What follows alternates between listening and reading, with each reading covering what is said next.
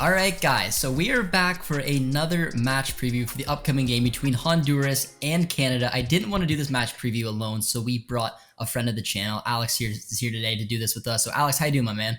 Great, Josh. It's a pleasure to be here. We got a massive Canada game up here with this Honduras match. It feels like it snuck up on us, but excited to dive in and preview because we got a lot to talk about. So it's going to be a good one. We do, and we're gonna try to. I mean, I always say let's try to keep this, condensed, get right to the point. But I know how I am, and we're gonna probably go over what we wanted to. But let's get right into our first talking point, and that's gonna be the last match against Honduras. So we obviously drew it. We were at home. We were at BMO. We drew 1-1. It was an interesting match. It was the thing that took me a little bit by surprise was a little bit of confusion early on as we played the 3-5-2 slash 4-4-2. It was changing systems in transition. We saw Richie Larea going from left back up to center mid, and we of course saw the rare occasion of seeing Laren and David starting both up top as striker. It was a bit of a frustrating match, not the best way you want to start it off. I'm expecting a little bit better performance from the boys today, and Alex, I just want to get your opinion from your memories back on that 1-1 draw. I think it's a great game to look back at because if you're Canada, you learned a lot of lessons. I think Canada kind of went in maybe not fully prepared, thinking, okay, yes, this is Honduras. We're a good team. We should walk the octo, and it kind of showed in the result. Honduras scored an early goal, and then Canada had to really throw the kitchen sink at the end. I think, like you mentioned, it was a very attacking lineup. I think Canada, at the time they wanted to kind of try, okay, you got Kyle Laren, Jonathan David, Tajon Buchanan, Alfonso Davies for the first time all together. Let's play them. And then it kind of didn't end up looking as smooth on paper, or at least in practice as it did on paper.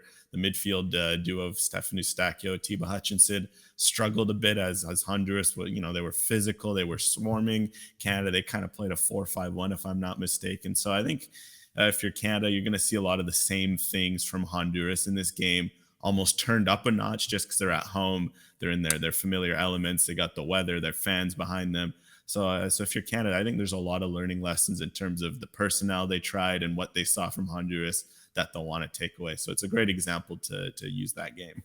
Yeah, and we know that Herdman is not afraid to rock the boat, to throw players in, to ask players do different things, and that was on display with Richie Larea. But it was very interesting because he had the boys playing really, really well, leading up to World Cup qualifying, getting all the way up, of course, making it to the final 8 here. But then we had the Gold Cup in there where he tried a few things, and it kind of seemed like he had the idea of that 3-5-2, and then when he obviously came in here for the Honduras game, he just said, nope, we're going to do it like this. We're going to throw things up. We're going to ask a lot of our players, and usually the players deliver. So I definitely was caught by surprise a little bit in that game just with Richie Larea's role, and I'm expecting a little bit more of that attacking sense in this upcoming game, but probably not the confusion of switching in transition. So as we roll on, I guess, to the next point here, looking at the roster, because we haven't really got we haven't talked really about the roster drop, just you and I together, so we're going to do it right here live.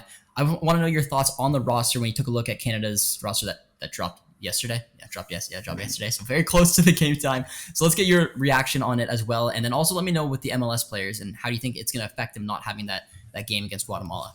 Yeah, I mean, I think it's still a very solid roster. 25 players called in. A bit bigger squad than usual. What we're seeing from Canada, usually like to go for a 23-man squad. It isn't quite the 26, 27-man squad that everyone was hoping for, including, maybe some young dual nationals or some other players that people were inkling for. But I think it's still a very solid squad. I think if you look at any squad without Alfonso Davies, this is a pretty darn good one. Obviously, we do, as I'm sure we'll touch upon in more depth in a minute. You might be missing Stefan Eustachio for a game or two, but otherwise, I think this is pretty much a very strong, close to first strength lineup.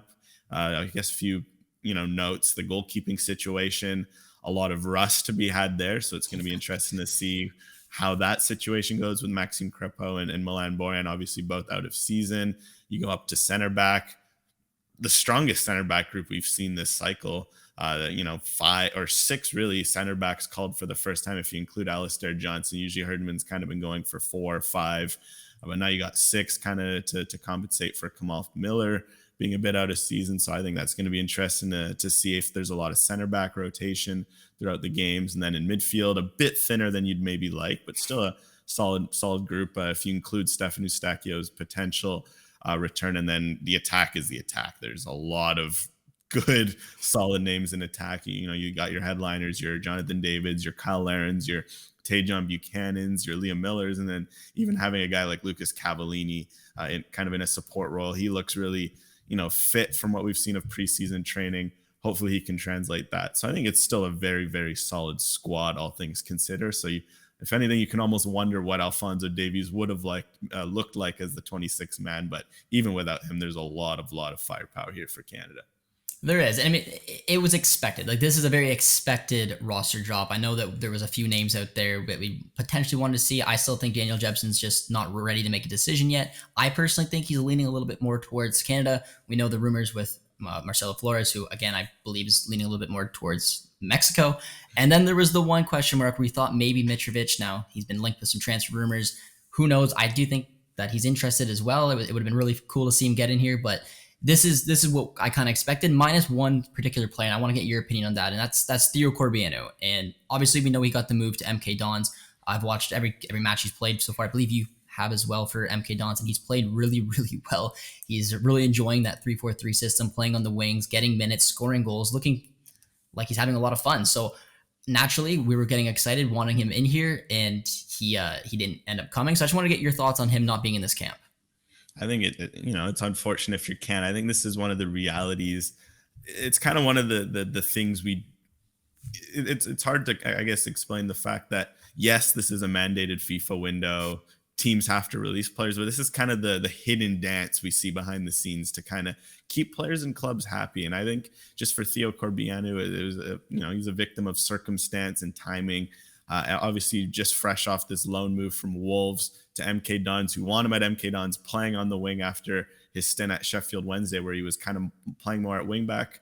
He's gotten off to a good start. He's played a few games. They don't want to disrupt his development. I think if you're Canada, it sounded like, they called him, they wanted him to come, and then it just came down to, okay, MK Dons was, yes, we'd be obligated to release him. We'd prefer if we could keep him. Canada realizes, okay, maybe, let's be honest, if Corbeanu is going to come here, we got a lot of forwards, we got a lot of, informed players like Liam Miller, Junior Hoylett, all ahead of him in the depth chart. This is a tough World Cup window. You want guys who have been there before. Corbeanu hasn't been there in a few windows. It just all added up to make more sense for Corbeanu to stay, get his minutes with MK Dons, settle into a rhythm, help them fight for promotion. And then maybe further down the road, you've maintained this good relationship with MK Dons. Maybe in March, if you do need him, if injuries arise, then you call them, say, okay, we understood your situation last time. We need him now. MK Dons will allow him. And I think it's just kind of that dance that we don't often see for clubs, because yes, while clubs are obligated to release players, you want to work with them, because if you're going to make their life tough, they're going to make your life tough too. Conveniently, you'll see players pick up ankle injuries and other knocks right before camps, and always find an excuse to miss out opportunities. But I think Canada's done a great job with that over the years. We see it in particular with someone like Alphonso Davies with Bayern. Whenever they have a request, they tend to listen to it and work with them. And I think this Corbeanu situation, while it'd be nice to see him, I think we kind of saw an example of what that might look like. Yeah, and you made a lot of points, and I saw a lot of people reaching out to me saying like they were pretty upset that he wasn't there, but at the same time, I wouldn't say his Sheffield Wednesday loan was a lot of fun. The beginning was terrible. He was playing out of position. Wolves noticed this. They got him the move that he wanted. He's playing at MK Dons, and it's very interesting to note that a lot of leagues may not have this circumstance that MK Dons is, because League One in the third division of English football does not shut down during these windows. They are playing games, so they're in a promotion push. They're in a promotion place right now. They just brought the player in, put a lot of trust, and are getting delivers on the pitch. So seeing him plucked out already is probably an agreement. They're going to say, hey, how much are you really going to use him? Because we're going to use him every single match. We want him to develop. We want him to be here. And yeah, those are the things that happen behind closed doors. I wouldn't say it's anything against Theo, which a lot of just, people were saying, okay, well, why wasn't he brought in? He's in excellent form. That's kind of the reason why. You don't really see it with the Premier League. Every other league right now is shut down. The players aren't missing matches. And unfortunately for Theo, if he was in Canada, he would miss some pretty important games in what is a grueling 46-game season for MK Dons. So yeah, it's disappointing, but I totally agree. I'm excited for him to getting that move, and hopefully that he can find a lot of play time and obviously a lot of success with that team. But moving on to someone who will, I guess, be there. We'll have to wait and see. Moving on to Stefan Eustachio. He got his dream move to Porto. He got my dream move to Porto. I got to support Porto now, so we're all pretty excited. Sorry, Adrian out there, big Benfica fan, but it's pretty exciting. I want to first get your reaction on Stephen Eustachio finally getting this deal, because it was the deal that we thought would never come. We assumed that, yeah, he's linked to Porto again. It is what it is. They'll find a way not to get the deal done. But when Oliveira moved on to Roma, it really freed up an opportunity, and they finally acted. And I'm really excited for Steph. He unfortunately picked up COVID, and now there's the up and down of what games will he make, if he'll make any. So from what I understand, pretty sure he'll make the last match, potentially the US. So Alex, let's get your thoughts on the move followed by the COVID situation. Yeah, I mean, as for the move itself, it's just one that's so well deserved for Eustachio. He kind of just, he's been there for two years at Pacos, split across 3 seasons. He'd more than shown his value for the club. He first came to Pacos when they were in a relegation fight on loan from Cruz Azul. He helped them survive. They picked him up permanently. He then, helps them go to a top 5 finish, which, we don't talk about how a team going from borderline avoiding relegation to finishing top 5 in one of the best leagues in Europe, with Eustachio playing a massive role in that, scoring goals, just holding down the midfield. That was huge. And it kind of felt like after a season like that, he was just due a move last summer. Those Fenerbahce links in Turkey just wouldn't go away. But then it wasn't meant to be. He kept on grinding for Pacos. What you have to be impressed about is that he never dipped in quality. His performances for Canada and Pacos continue to be exemplary.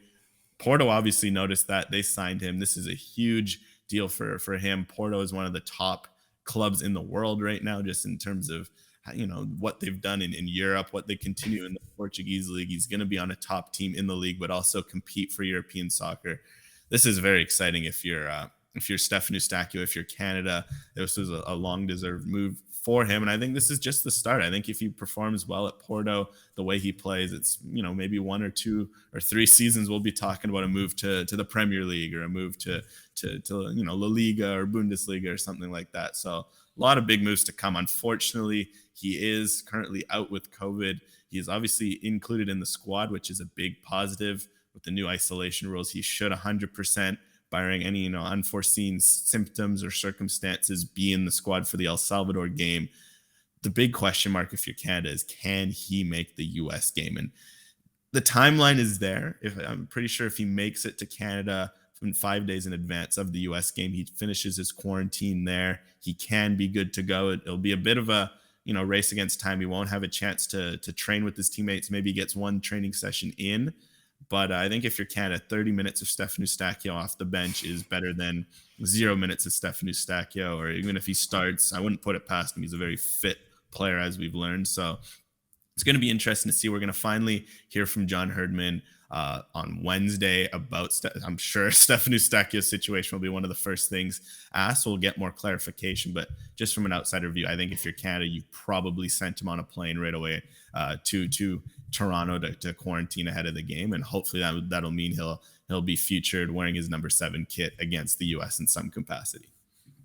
Yeah, and I mean it's obviously the worst news. I remember, as not really joking around, but people said when Davies obviously picked up the issues there, that he wasn't able to be here, they said the worst thing that could possibly happen is if Eustachio picks up COVID and isn't able to come. And it was mixed in with the Porto move, so there's a lot of people who are upset, a lot of people who we're just hoping that he could find a way to play. So yeah, we'll definitely have to keep an eye on it. I'm really hoping he can at least play 2. Then he'll be able to go hopefully the full 90 for the 2 games back to back, as long as he's fully healthy, knowing that he didn't play in the Honduras match.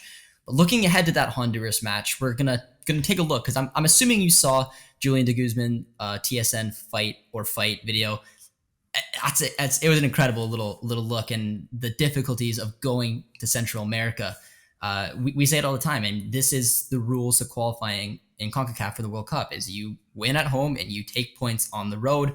Anything more than that, you're laughing. But I really do think Canada's an opportunity to go into Honduras and take 3 points. I truly do. They are beaten down. We're sitting top of the table. They're sitting at the basement. So quickly, I guess, Alex, we'll throw it to you just to give me a little update on how you believe Honduras is going to treat this match, because obviously they're going to treat it important. But do you think that we're going to get the real Canada versus Honduras matchup if Honduras was, say, 5th in the table? Do you think that they are beaten down too much that it's going to affect them, or do you think they're going to go balls to the wall and hoping for to take points off of Canada. And then give me a player that you're pretty apt to see hopefully not have a good game.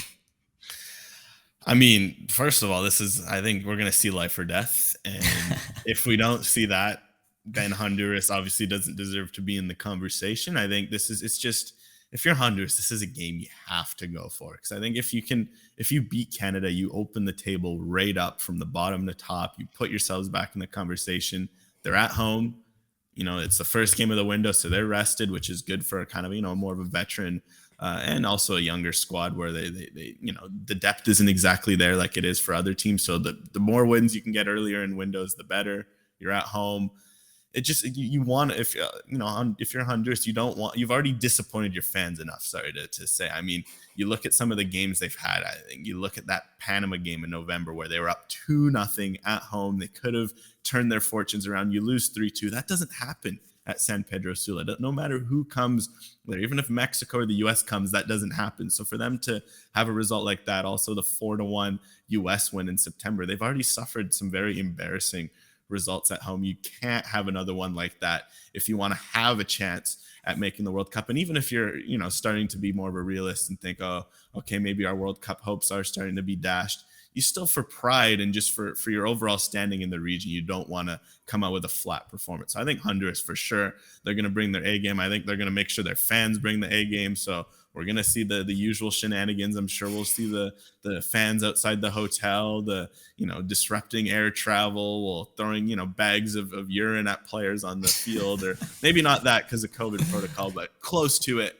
But yeah, for Honduras. And one big boost that they do have that they haven't had to a lot of this window is Albert Ellis. We're going to, return to your original question about a player who needs to be watched. It is 100% Albert Ellis. In fact, I think he is right now the most informed player in Liga.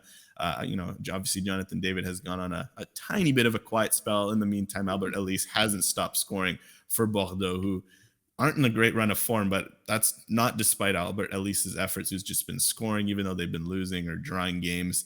If you're Canada, you have to watch out for him. You didn't have to face him the first time around. Honestly, when Ellis is in the form like he is one of the best players in CONCACAF without a doubt. So if you're Canada, you're going to have to keep an eye on him, because if not, at home, boosted by the fans, you have a feeling that he has a goal or two in his back pocket. Yeah, and if you didn't tell from the video with Julian de Guzman, I mean, it's gonna be a dogfight. And in Honduras, you can almost even look at them as a wounded animal. They have nothing to lose. They've been super poor. They're getting some of their star players back.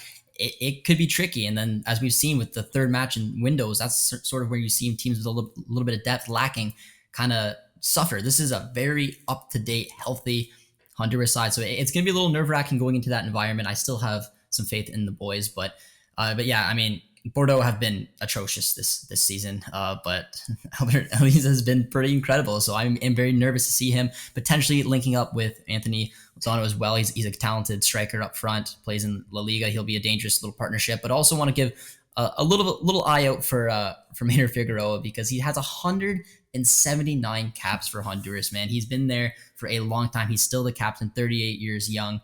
He'll be the heart of that back four. He'll be able to try to just bring some calmness to the team, bring the aggression, bring what makes him who he is, and that leadership.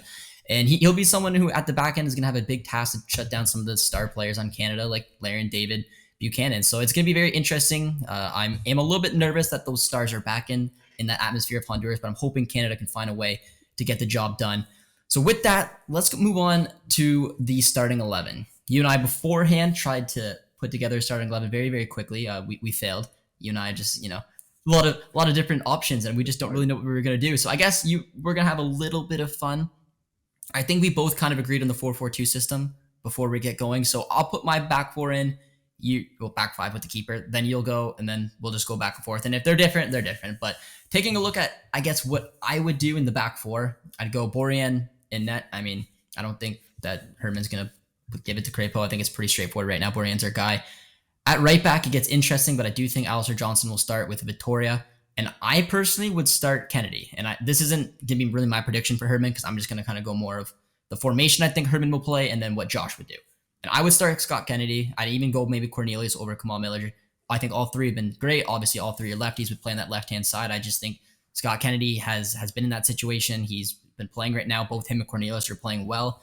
And you need a little bit of that, knowing that you have a lot of MLS players coming in and players who are even in Europe who are in the off season or on a break. You'd want someone who's in there. So I'd put my money there on Scott Kennedy. I hope he starts beside Victoria. And then on the left, I'd go Atakubi. In my opinion, probably the best player we had last window, and that would be my back four. Alex? Yeah, I think, like you said, if we're going to kind of do it in the same mold of what would Herdman do, but also what I do, I think Borjan starts in goal. If we're going to do the flat back four, I think I go Johnston and Victoria for sure.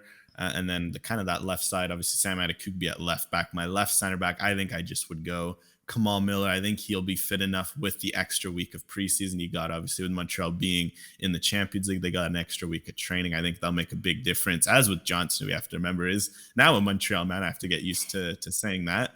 So I think that we're kind of going to see that back four. I think it's the most flexible back four Canada has. There's a lot of, you can kind of switch into a 3, you can switch into a 4. I think they're going to keep that. And as much as I'd like to see Kennedy, Cornelius, and I think they could certainly help, I just think Canada will probably save them for with an eye on the U.S. game and kind of, the athletic options the U.S. has up front. They might try to keep Kennedy and Cornelius. So that's kind of the back four I'm going for. Yeah, now I'm trying to think of a 4-4-2 because I don't know if maybe 4-3-3. Maybe I'm gonna go 4-3-3 just because I don't like how it looks. So if you want to do 4-4-2, you can. I'll go 4-3-3 to switch it up. It could be a 4-2-3-1 as well, but I think the 3-man midfield for me would be Kay, Hutch, and then I'd probably go Osorio. So it could be a 4-2-3-1, have Osorio as the cam, or just have the 3 center mids right there, which then would allow two wingers and a striker up front. But I just, for the 4-man midfield, obviously Osorio can somewhat push out. So you can always switch it around, but that would be my 3-man midfield. Alex, what about you? I think if we're going 3-man midfield, I think I'd see Atiba Hutchinson as my one lock. I think, and then I'm going to go, I think I'll throw in a different idea. I think Jonathan Osorio will slot in kind of, if you're doing a 4-4-2, he'll slot in on the left. If it's a 4-3-3, he'll slot in the number 10. But I think we could see Samuel Piet also slot in. He's had also a bit of that extra training time. He's a veteran of this team. I think he could play certainly a role in just help solidifying the defense, maybe freeing up Atiba Hutchinson to push forward a bit more and kind of be more of a prototypical Eustachio replacement. If you're kind of looking at the system Canada played before when it was Eustachio and Hutchinson, obviously Hutchinson can fill Eustachio's role, but for the sake of familiarity, I could see Herdman throwing a surprise, and I think a surprise could be Samuel Piet. So I'll throw in him, but I think Marc-Anthony Kaye is also a great shout, and I do hope he plays, but I'll say Samuel Piet. Yeah, I think Samuel Piet, if he's to start a game, it's going to be in Central America. He's a player who's been there. He's got the experience. So it's not a bad shout. I would maybe see that a little bit more for El Salvador myself, just because I think Marc-Anthony Kaye brings a little bit more to this team, but I could totally see it as well. What you said makes sense. But yeah, I do think Piet will start a match. I do agree with that, but I think it might be the El Salvador match depending on what happens. We'll have to see. He's an experienced man. He's wore the armband for us as well, so it's never a bad shout. And then we'll go to our front 3, and this is where I think we both kind of agreed that maybe one of the 2 big boys up front will be rested. For my front 30, I'd go Buchanan on the right. I'd personally like to see Miller start on the left and then see Larin up front. I think Larin is in better goal-scoring form right now than David is for the Canadian men's national team. I think it'd be tricky not to start him, but obviously it's Jonathan David, so it's one of those debates. But my dream front 3 as just for fun, I think they'd be fun together. Up in the attack would be Miller with Buchanan and Larin, even though I think that Hoylett's got a good shot at starting. But Alex, what about you for your front 3? Yeah, for sure. I mean, it's so many options, right? Like you say. So I think Tajon Buchanan's a must. He's in form on one wing. I think on the other wing, we're going to see, up front, we're going to see Kyle Larin. I think that's, a must. I think I do that with the eye that Jonathan David, we have to remember, is born in Brooklyn. I think Herdman might want to kind of lean into that playing America, playing his old team or, his potential team in the U.S. So I think we'll go Buchanan, Larin, and then rounding it off up front. I think I'm going to go Hoylett, actually, just because he has the experience. He's a bit more informed than Liam Miller. I think Liam Miller, he can be a wild card against the U.S. So I'll actually go for Hoylett, Larin, and Buchanan with the eye that you save a fresh Miller and David against the U.S. That's not a bad proposition to have if you're Canada, to have that sort of flexibility. And then you also have Ike Ugbo, we have to remember, who can also play a role. So yeah, I'll go Hoylett, Buchanan, Larin. Yeah, and honestly, I think Kamal Miller and Hoylett are more realistic. So I think honestly, if we're looking at the two, I think yours is just a little bit more realistic than what I would do. But those are our predicted starting 11 guys. And the final question we're gonna have for the day for Alex is gonna be a simple one. It is the match prediction. How do you think this one's gonna? How do you think this one's gonna shape up? I'm putting you on the spot first. Then I'm gonna end it off with my prediction. We're gonna end the video. Yeah, I mean it's never the easy game to predict. I think this one, but I think Canada are currently on a 3-game win streak. I think they extend it to 4.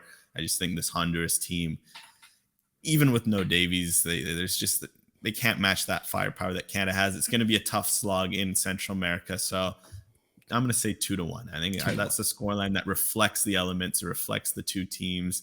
Canada just edges out on top. It's a memorable victory, and they can head to the U.S. with their heads held very high.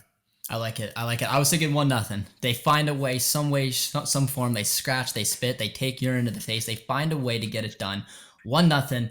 I'm gonna say Larin. I'm gonna say he breaks it. All time, all by himself, Canadian goal scorer. So that's it, guys. That's my prediction. Let me know, guys, down below in the comments what your prediction was as well. And if you agree with our starting 11s, or if you have one of yourself, of course, comment it down below. Hope you guys enjoyed this match preview.